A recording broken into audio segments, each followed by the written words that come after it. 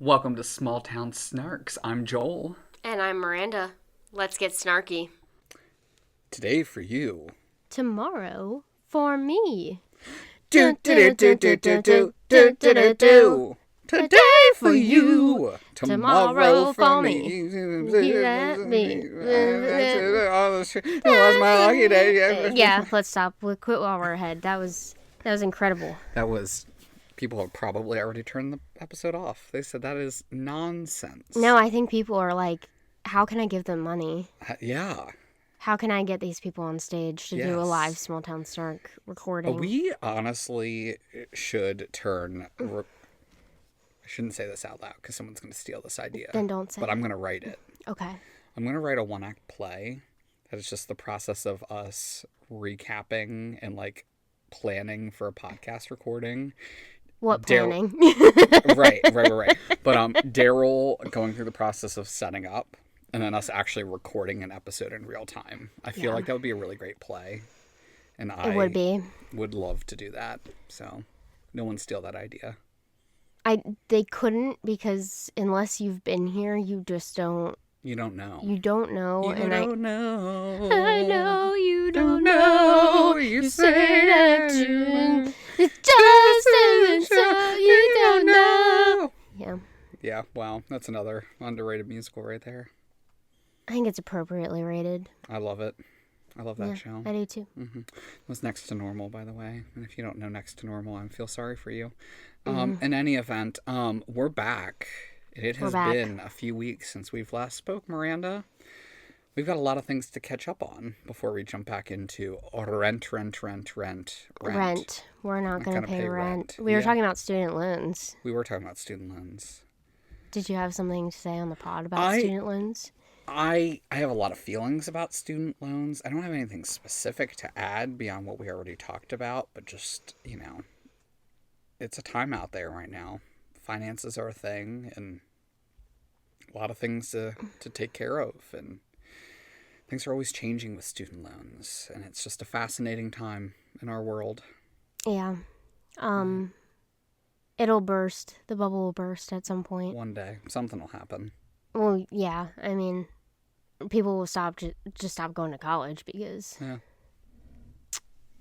AI is taking over. Well, I mean, when it's that, or, spend a gazillion dollars to go get an education, it's kind of...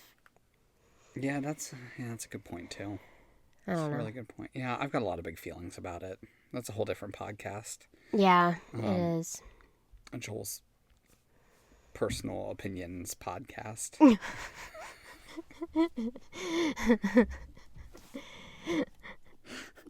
J-pop for short. J-pop. But yeah, so... that's actually so good. J-pop, yeah. But in any event, lots of things have been going on the last couple weeks. I have seen so much theater in the last 3 weeks since we've last spoken. I've got a lot of stories to tell you of the things that I have seen and the stuff that I have been doing. First off, there's a musical that I need you to see desperately. It's not going to happen. What? So I saw, after seeing it off Broadway twice, saw it on Broadway, Titanic, the musical. Now, listeners, you might be thinking, what is Titanic? And I love that for you. I encourage you to look it up, because even when I explain it, you're not going to believe me when I tell you that this is a real thing. So it is a musical. And it uses Celine Dion's catalog of music to retell James Cameron's 1997 masterpiece, Titanic. But it is told from the perspective of Celine Dion, who was a passenger on the ship in the movie. So what? Celine Dion, yes, an actress plays Celine Dion, and she actually is the writer of one of the writers of the show, Marla Mendel, plays Celine Dion, and she tells the story of Jack and Rose the way that she remembers it from being on the ship with them. Was Celine Dion in the movie? Celine Dion just sang the song "My Heart Will Go On." Right, that's what I thought. Yeah, she's not in the movie, not at all. That's the comedic genius of it all. She spends the entire time trying to retell the 1997 story of Titanic using her music. It is the most ridiculous musical. I have said on more than one occasion, it's probably the stupidest plot, dumbest plot of any show ever written. But God, is it a great time. It sounds ridiculous. I cannot think of a better way to spend 90 minutes giving the crapola going on in our country right now and going on in our world right now. I cannot think of a better way to spend 90 minutes than sitting in that show again. It was a blast. And if you don't know anything about it, look it up. Go to Instagram. They do a sing-along of My Heart Will Go On at the end of every performance. And the audience loses their mind for it. It is outstanding. I just can't with that song. It's so good. Jim Parsons is in it. Yeah, I did know that. Yeah, Big Bang Theory people, out there. He's in it. Frankie Grande is in it. And that was kind of one of the funny stories from seeing the show was that we were sitting there waiting for the show to start, and Frankie Grande's mother, so I guess, Ariana Grande's mom as well, came walking through the aisles, and I'm like, oh my gosh, there's Ariana Grande's mom. And then we talked to her briefly after the show. It was a great time, but just some really interesting performances. Did you tell her your feelings on Girl in the Bubble? I did. In the moment, I couldn't get over the fact that I was experiencing that show, and then just like the humor of just like being present in that moment. Wild time. So I really, really recommend it to people for a really fun time at the theater. There's also just not a lot of new musicals out there. So it's kind of fun to see a musical that just doesn't take itself too seriously and just is a good time, and actually a really solidly done show. Like, it's not stupid plot, like stupid storyline, but hilarious. Well, it's inherently really stupid. Yeah, I mean, it's intentionally stupid. If you left like crying, like very moved, I would be concerned. Yeah. Oh no, I left feeling all the right emotions. Like, it just was a blast of a show. Other things that have been seen in the last couple of weeks, I saw there's a new musical version of The Lost Boys. Yes. Which I did not realize, and listeners, I'm sorry if you all are big fans of 80s films. I actually haven't seen The Lost Boys. That is one I have heard, though, that visited. It is a cult classic. Like, people love The Lost Boys. And I had no affinity to the source material. I had no like real understanding of what that movie was even about, let alone what the show was going to be about. And it was the second preview, and that sucker was over 3 hours long. Nope. The savings grace, I think underneath it's going to be a really solid show, but it is long and just needs some trimming. Yeah. Which, fortunately, that's the great thing about previews. The only other quick things I will say about that show in particular, there are 2 triangle trapdoors or elevators, lifts in the center of the stage, and a narrow pathway between them. And there were several times where actors were walking on that narrow pathway, and both of those pieces of the floor were just removed. And I'm like, I'm going to watch somebody fall into a pit right now, and it's not going to be intentional. And I was scared and spent half the first act just frightful for people's lives. That was the saving grace? Oh, no. So the tie back to that is that the savings grace was that nobody fell in. So that was the savings grace. Okay. No, the savings grace was beautiful, designed show. Massive set. It's weird to see a set on Broadway anymore. So that was really cool. There's a lot of people flying. Apparently vampires fly. I literally didn't even know it had vampires. It's about vampires. Yeah. Yeah, I learned something new. Podcasters, listeners, if you heard that, Daryl just burped. Yes, yeah. Thank you, Daryl. But yeah, so that was a wild time. I'm a big fan of a themed beverage, and all of their themed beverages, the last ingredient in all of them was holy water, which I thought was a really nice touch. You feel holy now? It was not my favorite specialty beverage of the weekend. I will say that. Titanic actually took the crown with that one. They had Titanic puns in all of their drinks. So they had a frozen rosé or a frozen rose. They had a Jack on the rocks, which was hilarious. They had a My Heart Will Go On drink. You know, I just love that stuff. I saw O'Mary again. Oh, okay. Laughed out loud. It's hilarious. Didn't wait for Maya Rudolph. Well, so I already have tickets to go back and see Oh Maya my Rudolph in God. June. But yes, such a great time. And then lastly, I saw Chess, which the general consensus of the public is that Chess has a really I don't want to say pointless book, but the story was just not something I was overly infatuated by. I mean, Right. like, I get it. I get the plot. I understand we're playing chess and it's like a greater symbolism. It's great of, music with a meh yes, story. Yeah. Yeah. There's a lot of different people in this cast. Leah Michele, Aaron Tveit, you know, Nicholas Christopher, like really solid cast of great vocalists. So that was exciting and a good time.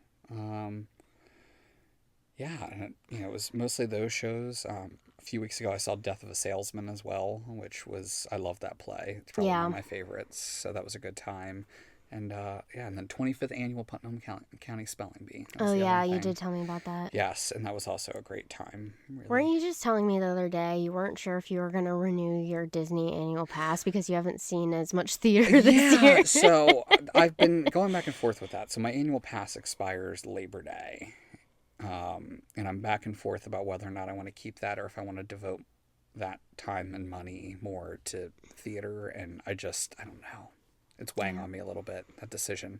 Although not immediate, is coming up around the corner. So it's weighing on my options. I'm going to Disney, and I'm excited You are about going it. to Disney. I'm so excited. Not until the end of August, Mm-hmm. but I'm so excited. Yes. And there's a solid chance I'll be able to see the Muppets take over Rock and Roller Coaster. Yeah, that's the rumor on the street is Memorial Day, so hopefully that's They've the case. publicly said summer, so I feel like the odds are in my favor. Oh yeah, by late August, yeah, absolutely. So we'll see about it. We've already, I'm already looking at the lightning lanes. Oh, I'm already of course, trying to figure out because there are certain rides Dakota can't go on with his motion sickness.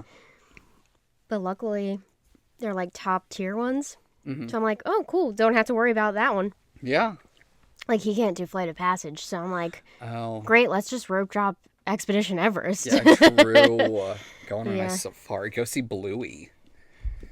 Oh, right. The Bluey characters. will be It's not the there, show because the show is in Disneyland. Right. Yeah. So they're doing, I think, a character meet and greet and a couple other things. I would love to go meet Bluey. I have no knowledge of Bluey whatsoever, and it probably makes sense, but like... I don't know if this will surprise you listeners, or if you'll be like, yeah, that tracks.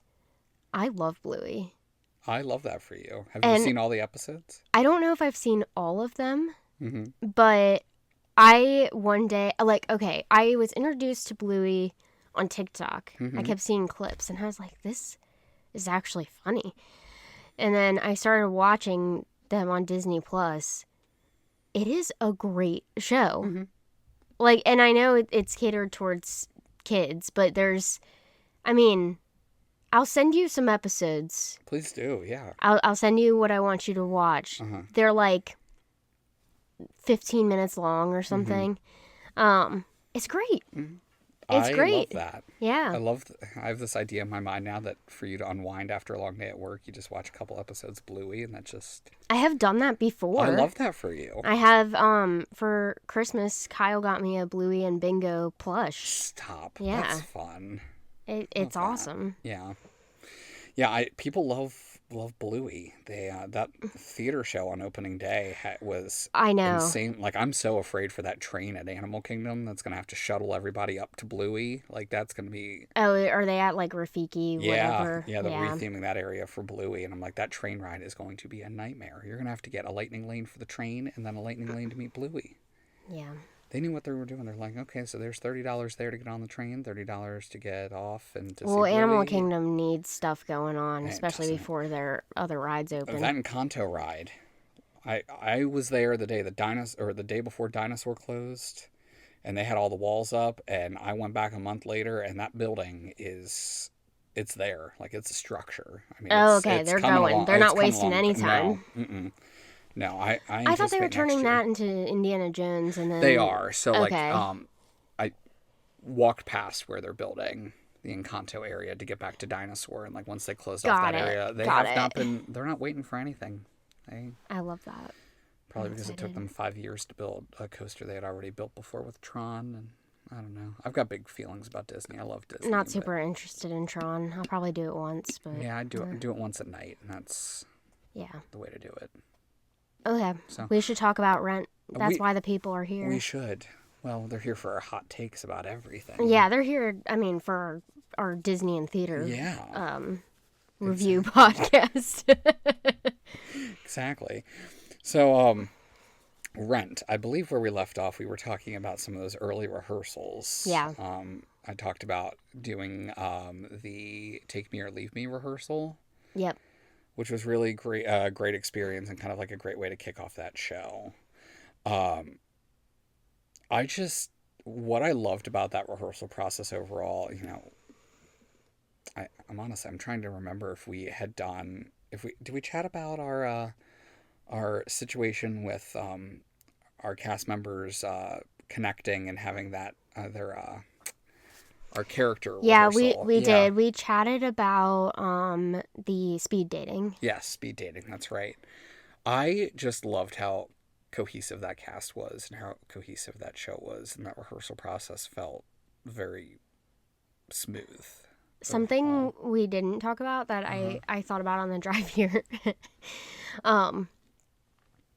So we did address the fact that there were some people that had like really big feelings about roles they did or didn't get. Yeah. And I remember, like, at the read through to address this, I was like, hey, like, you need, I don't know what I said exactly, but I was like, I know you guys have some big feelings. I was like, we need to move on. Like, do not bring it up. It's done. Like, time to move forward. Yeah. That same day, you were cornered. Do you remember that? You were cornered in one of our storage rooms by a cast member. I was cornered a couple of times. Yeah. Because of that process. I was cornered that day. I was cornered during strike of that show. Yes. Yeah, that was a more than once occasion. Cornered multiple times by a cast member asking why they didn't get a certain role. Correct. Yeah. In that situation, first off, I had never experienced it to that level before of like yeah, that was intense. Right. And from my perspective, again, this is not our first rodeo, and like we both have backgrounds where we have performed and auditioned for shows before. It's that understanding of you're not always going to get every part that you want. There's, someone might have something that they come to the table with that is different than what you do, and it may be more in alignment with what the directors are looking for, etc. We've talked about this so many times. Yeah.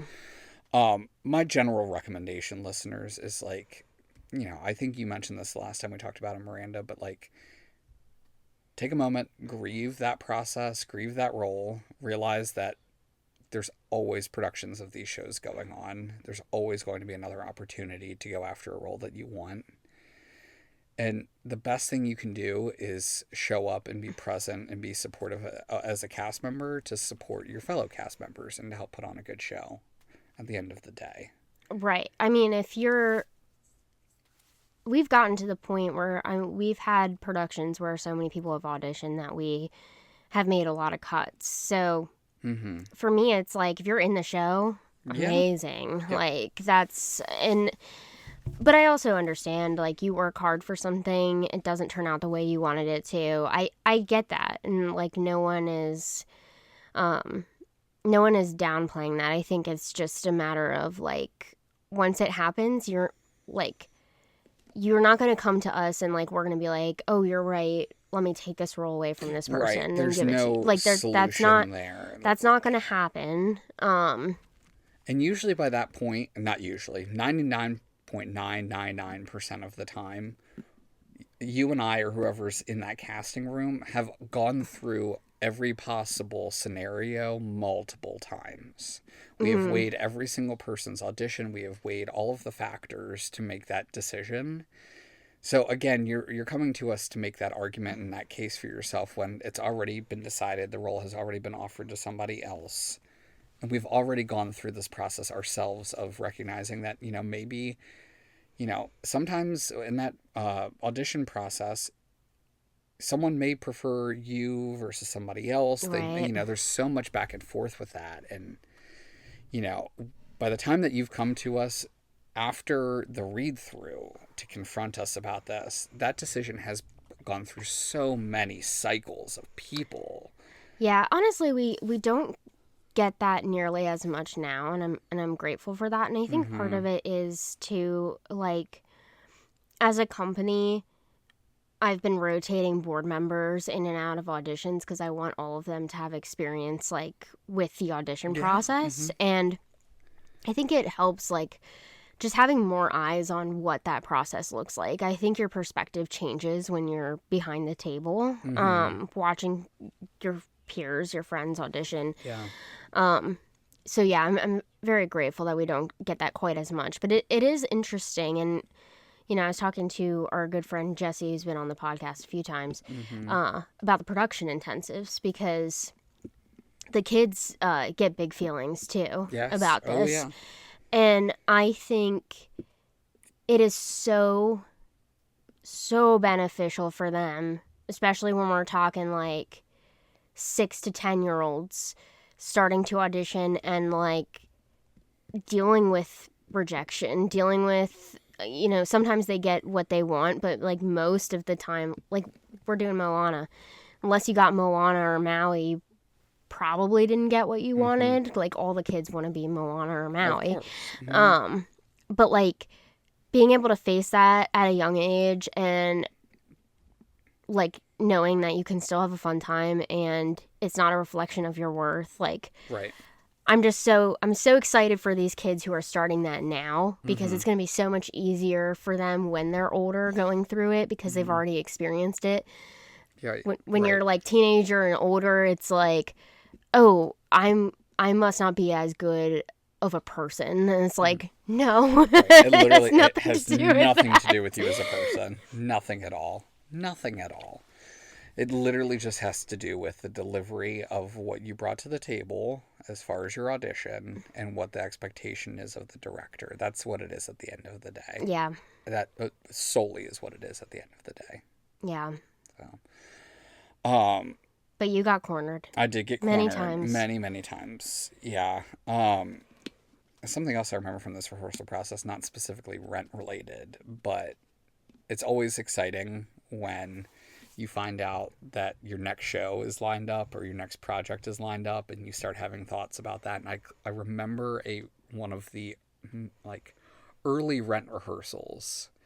You and I had been talking about summer 2023 and what that was going to look like as far as musicals versus plays. And I had made a pitch to do a certain play for summer of 2023. And it was during one of the rent rehearsals that we had ultimately decided that we were going to proceed with doing August Osage County in summer of 2023. I think I remember literally purchasing the rights in the rehearsal room. And I remember you coming in with scripts for the first time, and I was like, oh, it's happening. And like that moment was really exciting. And it paired so nicely with that time with Rent, just because although the subject matter is different, that there's moments in both shows that kind of correlate well. So I'm like, already thinking in my mind, I'm like, okay, what do I want to do from a concept standpoint and like what we were working with Rent. So that was a good memory to think back on as I've been kind of reviewing these Rent memories. But sorry, go ahead. No, I was just going to say, do you have other Rent like rehearsal room memories? Well, I think I definitely remember that August Osage County moment. And this was a big moment, too, because, I mean, we had a show before August Osage that I was working on booking as well. But there was a lot of uncertainty on, like, where the company was going to end up. We knew we were going to be out of the building after Rent. Yes. And we didn't know what the next year was gonna hold. Yeah. I was trying to find venues, trying to find licensing, trying to continue to make a little bit of money while renting out venues, which is next to impossible. Oh yeah, it's a challenge. So there was just so much uncertainty around it, and I feel like having Abby back too in those moments, and just the angst of the show, I think was really helpful, at least for me. It's like getting some of this energy out of like frustration around what we were dealing with. Yeah. And also I don't know if I can show, like, Eric sent me a video. Maybe I can share it if I like blur out the names. But when we talked about Evil Dead, we talked about the posters and stuff. Yeah. He sent me a video of him walking down the hallway and really? how we had put up our tiny posters on the Easels? stands Yeah. in front of the big posters. And it kind of just felt like the little engine that could all the time. It's like, okay, we got to work harder to get up the hill, but we're still doing it. And I mean, there are a lot of times that I think we still feel that way, but I think we've definitely proven ourselves as a company, like our resilience, and you know, there's a lot. It takes quite a bit to get to me at this point. But with Rent, I also remember for Contact in particular, which is like the intimate moment of the show where all these couples are being, it's basically an orgy scene. And Abby was doing the intimacy coordinator work for that, which she's incredible at. But again, we were pushed to this one room. Like, so we had a lot of open space, but it was literally like an old library under like big school fluorescent lights. And I remember being in that room and watching her choreograph this, and I was like, these people really trust, they're putting a lot of trust in the process right now. And we didn't, like, I'm gonna do hair this summer, and we've been having a lot of conversations about how like what safety measures we can put in place to protect the performers during some of the more vulnerable moments of the show.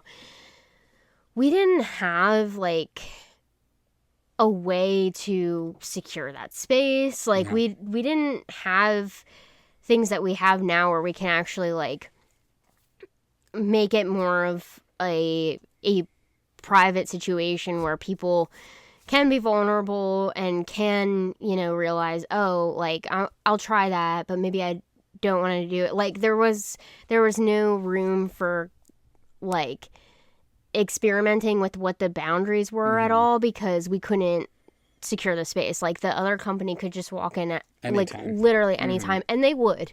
You know, like, random actors from their group would come in because they needed whatever. So I do really appreciate the trust that the actors put in a situation that was less than ideal for them. I mean, we did our best under the circumstances, but looking back on it, I'm like, we could do that so much better now that we have a bit more control over what our space is. Yeah, that's so true. I think what's so interesting about that point too is that, like, even though we have been traveling now for several years, like, that ability of feeling like we have ownership over the space that we're working in, and the, you know, under the confines of the owner of the building. Right. You know, there has been this, like, flexibility feeling of, like, okay, we're able to come in and we can do what we need to do, and there's trust there in what we're doing, and that we know what we're doing, and we know how to take care of what we're doing, and it's a very rewarding feeling. Yeah, it feels more like a partnership. And, you know, this building has been beyond generous to us. And, you know, we give them monetary donations for using the space. And I know they appreciate it. But this idea that, like, you know, they'll text us and they'll just be like, hey, there's this one day in, like, 2 months where we really need the whole parking lot. And, like, they're just so reasonable. It's like, yeah, of course, like we don't have to rehearse that one day in 2 months from now. Yeah. And it's just nice, like, being treated with respect, you know, in that regard. And yeah, it definitely, like, at this point with the other venue, felt like we were being pushed out. And that, I mean, that was hard. It was, there were definitely, like, levels to that, that were difficult. And we had room full of stuff that we had to get out, and like, it was just a whole thing. But in terms of rehearsing, I remember Contact very well. I remember the, right after that, I'll Cover You reprise. Like, the first time they really got those harmonies was brilliant. There was a lot of really cool stuff with that show. What is it called? It's Beginning to Snow? No. And it's beginning to snow. What is this song called, though? It is, oh gosh, it is,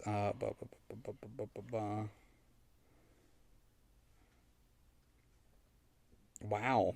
Having one of those moments. Christmas Bells? No. And I think it might be under, like, that might be the title of, like, the whole, it's like an 8-minute cut of the show. But I very fondly look at that number, and I'm really happy with how we, like, staged it. And in rehearsals, it was like, this, we're watching 8 minutes of the show. Yeah. Like, it just, you press play and it goes.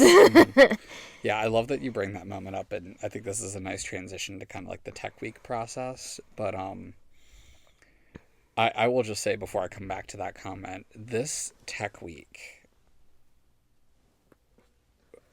I didn't know it at the time, but this was what felt like was going to be the longest Tech Week of my life. Not in a bad way, but we were putting so much time into making sure that we got this show right that I felt like we were at that theater all hours of the day. We weren't. I mean, we were really only there in the evenings and like late afternoons, but I just remember, like, it got to the point where I don't remember what was happening, but I was working remote for the week, and I ended up just staying in Westminster for like 3 days straight.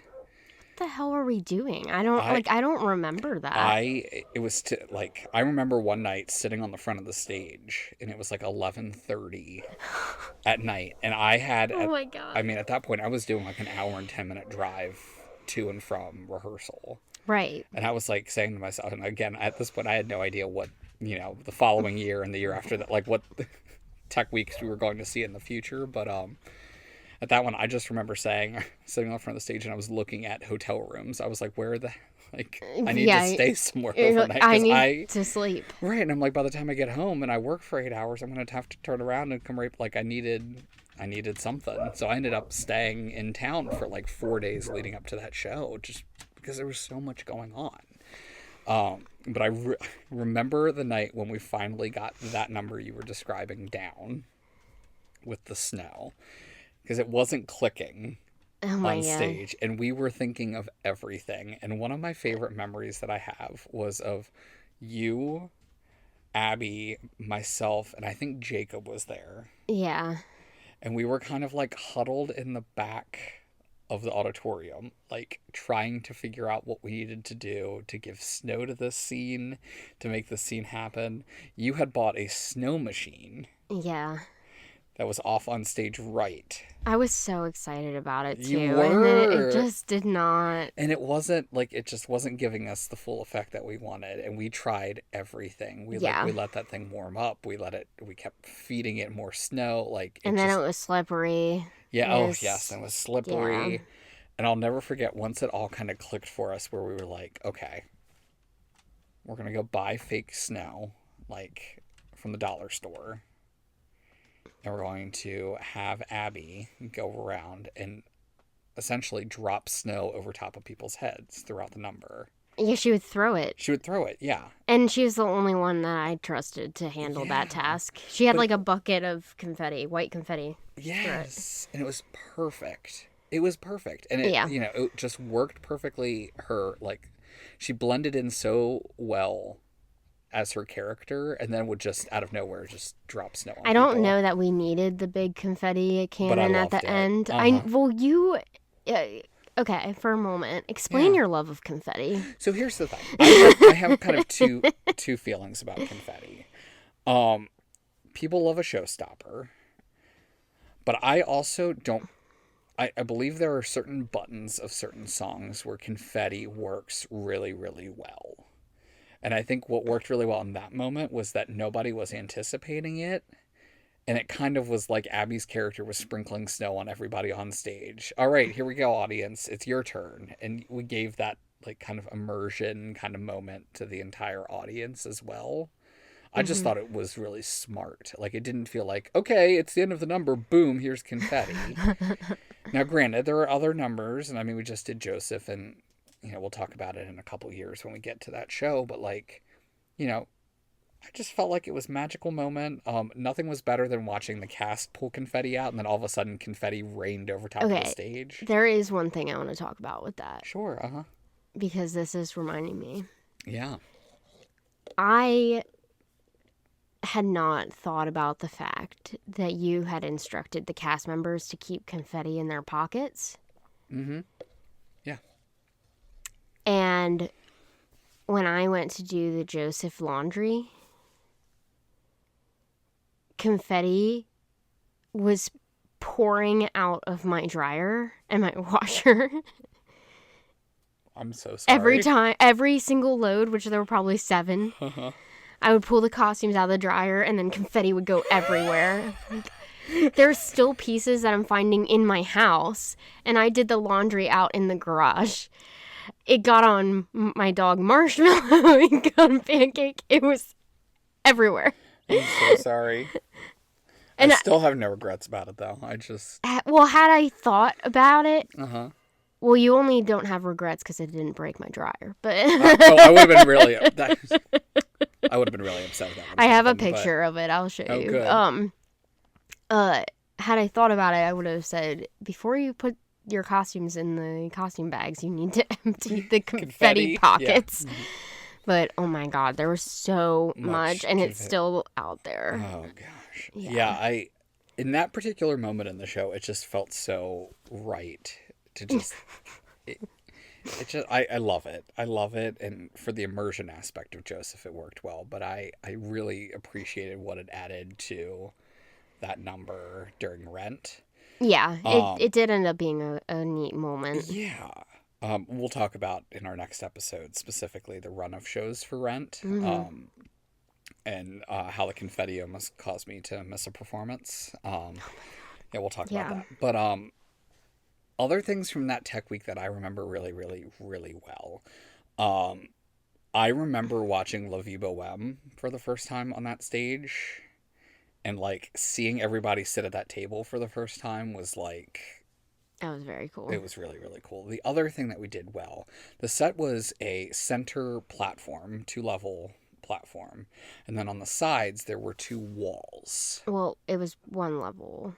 Like a ground level, and then like the stage, and then there was a platform. Yeah, so 2 levels is in the base and then the top. Yeah. But the other thing that we did that I really, really loved was we hung Christmas lights around on the walls and on that platform. And the cast brought in random Christmas lights they had, And it was so beautiful to look at when everything was plugged in and like set up. Spectacular. It was really cool. So watching all of that, and then also there was a stripper pole on stage. Yeah.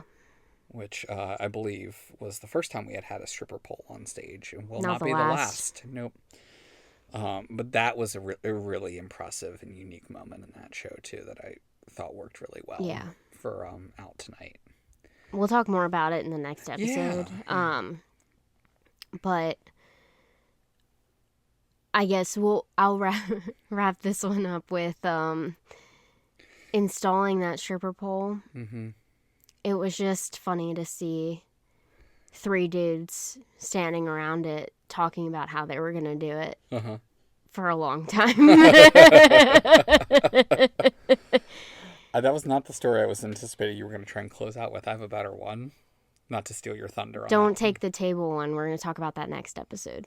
But that's the last night of tech. But I want to talk about it next episode we're because gonna hold we it. have a lot to talk about with it. Oh, okay. I guess, yeah, that leads us into opening night. But, okay. Yeah. All right. Well, But we got to save we'll it. leave it as that's a teaser for next week. So, listeners, it's been real. And it's been fun. And we're going to take a 5-minute break, which for you all will be a week. And we'll be right back. Yeah. With more rent. More rent. All right. See you Toodles. And that's a wrap. Thanks for getting snarky with us. We'll see you later. See you next time.